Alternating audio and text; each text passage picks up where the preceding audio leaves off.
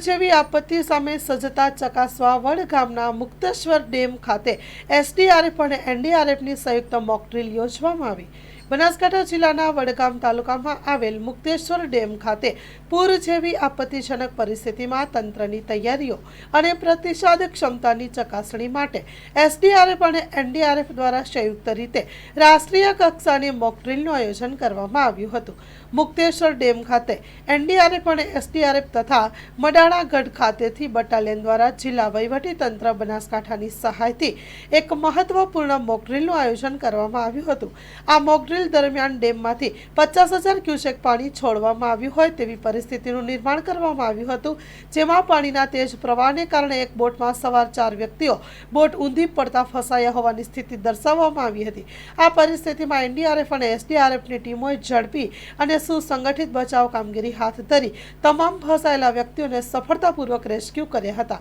ઉપરાંત નદી કાંઠાના નીચાણવાળા વિસ્તારોમાં સંભવિત જોખમને ધ્યાનમાં રાખી સ્થળાંતર તથા બચાવ અંગેનું સંપૂર્ણ આયોજન અમલમાં મૂકી સફળ કામગીરી કરવામાં આવી હતી।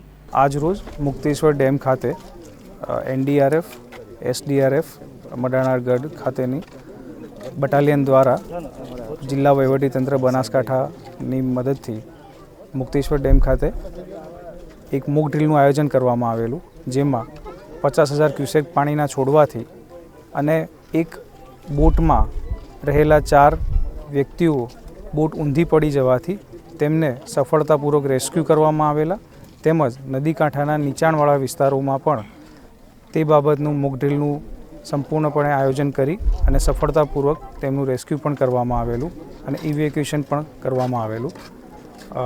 આ મોક ડ્રીલના અંતે તમામ વિભાગોની હાજરીમાં તેનું ડીબ્રીફિંગ સેશન પણ થયેલું, જેમાં તમામ વિભાગોમાં રહેલી ખામી અને તેઓના દ્વારા કરવામાં આવેલી કામગીરીની પણ વિસ્તૃત ચર્ચા કરવામાં આવેલ છે। ભવિષ્યમાં આવી કોઈપણ ઘટનાનું બને તો તેની પૂર્વ તૈયારીમાં કોઈ કચાશ ન રહે એ બાબતનું આજે મોક ડ્રીલનું આયોજન કરવામાં આવેલું હતું।